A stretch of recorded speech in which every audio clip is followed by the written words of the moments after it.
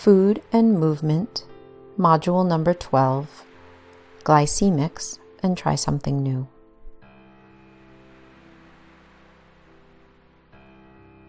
Try something new. Are you unmotivated to do your regular workout or go on your daily run? Try something new. A new and different exercise can get you excited again and keep some diversity in your routine. In addition to keeping things moving, if you select exercises that use different muscles, it will keep you from overdeveloping some and underdeveloping others. Plus, strengthening those thigh muscles or your glutes helps support your knees. Plus, you may find that you absolutely love another form of exercise.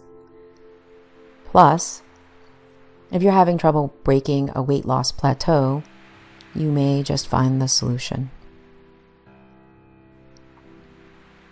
New workouts to try. Here are just a few ideas.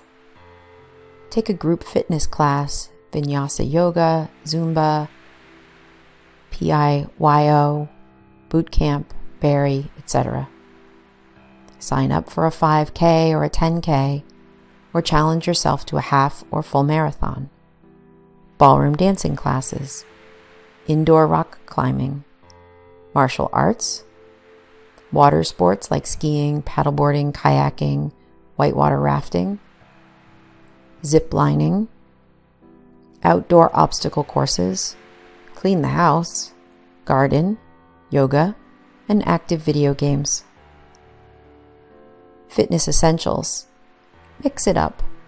Participate in some of each category: flexibility, balance, strength, and cardio.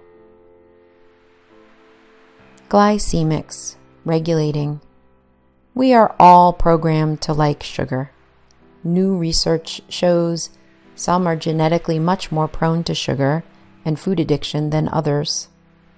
I have observed this in my patients, but now it is becoming clear why some have more trouble kicking the sugar habit than others. The science demonstrating that people can be biologically addicted to sugar in the same way that we can be addicted to heroin, cocaine, or nicotine is clear. Binging and addictive behaviors are eerily similar to alcoholics and sugar addicts. In fact, most recovering alcoholics often switch to another easily available drug, sugar. It seems that we all vary a bit in our capacity for pleasure. Some of us need a lot more stimulation to feel pleasure, driving us to a range of addictive pleasures that stimulate our reward center in our brain, like drug and alcohol addictions, compulsive gambling, sex addiction, and of course, sugar, food addiction, and compulsive eating. Blood sugar.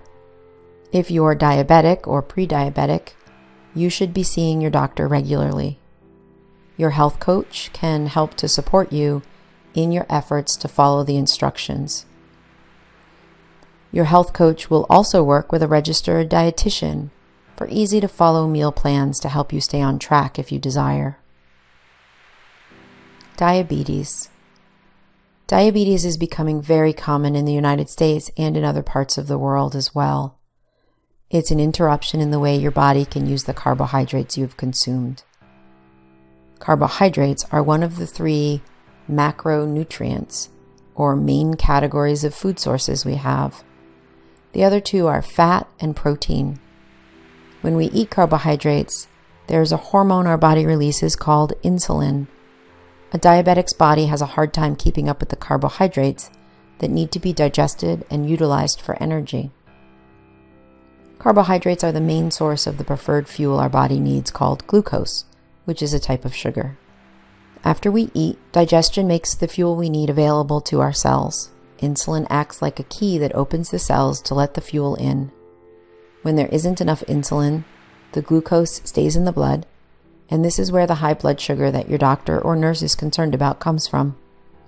With nowhere else to go, the sugar builds up in the blood and then is filtered through the kidneys into our urine and passes from our body unused. Insulin is produced in an organ called the pancreas, and there are several reasons that there may not be enough insulin. Sometimes the pancreas just doesn't produce enough, and sometimes what is produced just isn't working properly. At any rate, when the glucose is eliminated unused, we are losing our main source of energy. While genetics and diseases affect the presence of diabetes, there are also lifestyle factors within our control that can affect it too. This includes food choices and whether we move our bodies or don't. Food and blood sugar.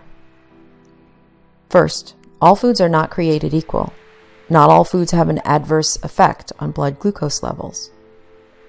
Proteins and fats are unlikely to affect your blood sugar very much. The foods that are least likely to cause a blood glucose spike are non-starchy vegetables. Plus, they are rich in micronutrients, phytochemicals, fiber, and vitamins. Mixed combination foods will cause a lower rise in blood sugar after eating compared to the remaining food group, carbohydrates. The foods that have the most effect on glycemic levels are carbohydrates. It does not matter where the carbohydrates come from so much as how much you are eating pertaining to glucose levels. The foods that have the most effect on glycemic levels are carbohydrates. It does not matter where the carbohydrates come from so much as how much you are eating pertaining to glucose levels. Remember, complex carbohydrates and whole grains are nutritionally superior to processed food items. Carbohydrates are the macronutrient that is the preferred source of energy for human bodies. It is the source of energy that is converted most easily to energy. When we eat carbohydrates, the digestive end product is glucose, which is absorbed into the bloodstream and is either used for energy or is stored. It is the glucose that insulin is supposed to move into the cell for energy use. Low or no insulin means the process is absent or impaired in people with diabetes. All carbohydrates are not created equal, but will affect blood sugar levels. The more you eat, the greater the effect. Eating a bagel with butter and jelly along with juice, which is greater than 60 grams of CHO, will cause a pretty big jump in your blood sugar level. A wiser choice would be Ezekiel toast and avocado spread. Fat. Don't worry about fat for now. Fat is not going to cause a rise in blood sugar. Since fat and protein will slow the digestion of the carbohydrates, it's good to mix your foods with fat and fiber. Other foods that have a lesser effect on blood sugar levels are foods high in fiber, such as whole grains, most vegetables, and fruits. The impact of fruits on blood sugar can be tricky. Different people react differently to different fruits. Some people say they experience huge spikes from eating an apple, and others with minimal reaction. Your body's response can be ascertained by checking your blood sugar 2 hours after eating any food that may cause you concern. Regular fruit juice is best limited for a person with diabetes. Remember, fructose is a monosaccharide and is absorbed quickly into the bloodstream. In fact, it can raise blood sugar rapidly, so that it is recommended to treat hypoglycemic low blood sugar. The bottom line is not that you can't eat sugar, but remember that sugar is a carbohydrate and it is how much you eat that matters. When looking at a food label, note the number under total carbohydrates. Total carbs is the number that you need to look at. On average, try to select food with less than 30 grams total per serving size. Pay attention to the serving size and the total carbs, and you'll be able to keep track and plan your meals. For most people, a diet roughly 50% carbohydrates, 20 to 25% protein, and 25 to 30% fat is best. Your physician, nurse, or diabetes educator can help you plan your carbohydrate count for meals and snacks. You'll usually find that an ideal situation is about the same number of carbs for each meal, 3 times a day, at about the same time each day. Add in carbohydrate planned snacks and you're in the zone. Ask your provider if the divided plate method would work for you. This method is a plate with a source of protein in about 25% of the plate, complex carbohydrate in about 25% of the plate, and 50% non-starchy vegetables with a beverage and a fruit. The divided plate method can be seen at this website published by the American Diabetes Association. As more and more people are either eliminating or diminishing animal-sourced protein in their diets, the question is asked about vegetarian options for protein. This is where a consultation with your health provider or your diabetes educator can be helpful. An ideal amount of protein is about 1/3 grams per pound of body weight, which is not as much as you would believe. Once you know the number of grams of protein that should be included in your meal plan, you can then safely choose from many wide sources to be sure you're getting what you need. As nutritional science advances, we understand that proteins, carbohydrates, fats, water, fiber, and nutrients are vitally important both to our general health and, when combined with a nutrition plan, are powerful medicine. If you have a difficult time or don't fully understand, you can reach out to your provider or work with your health coach who understands how to coach you to your goals and support you in your program. Here is a sample menu that shows how easy it is to meet your protein needs in a plant-based diet. Test your blood sugar. Blood sugar testing is done so that you know how your blood glucose is metabolizing. It gives valuable information on specific adjustments that may be made to your nutrition plan. Most people with diabetes test once or twice daily, but some only test weekly. It all depends on how steady your blood glucose is. Your blood sugar levels can give you insight on adjustments.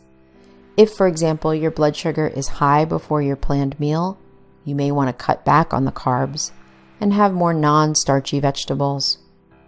Over time, you'll know how to make these changes intuitively. Exercise. Exercise is a well-documented intervention. Far from being complex, the best and most common exercise for most people is about 30 minutes of mid-level exertion walking at least 5 days a week. It's even better to add in cardio and weights. Exercise will help in several ways. Balancing blood sugar is one, but more importantly, cardiovascular health is improved and maintained with some form of aerobic exercise. During more strenuous exercise, you may need to plan to have a form of complex carbohydrate ahead of time, and perhaps a source of simple carbohydrate available if you feel weak or lightheaded. Blood sugar. If you're trying to lose weight and gain muscle, you may want to monitor your blood sugar level for best results. When you eat too many carbs or too many calories, your blood sugar spikes, which causes your body to store fat. If you keep your blood sugar level stable, your body will release that fat and protect your lean muscle. Stable levels eliminate cravings and increase energy. Skipping a meal can be just as bad for your blood sugar level. When you skip meals, your blood sugar level drops and your body burns muscle and keeps the fat.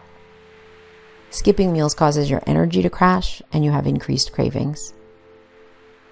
Muscle builds at 100 to 120 milligrams per deciliter.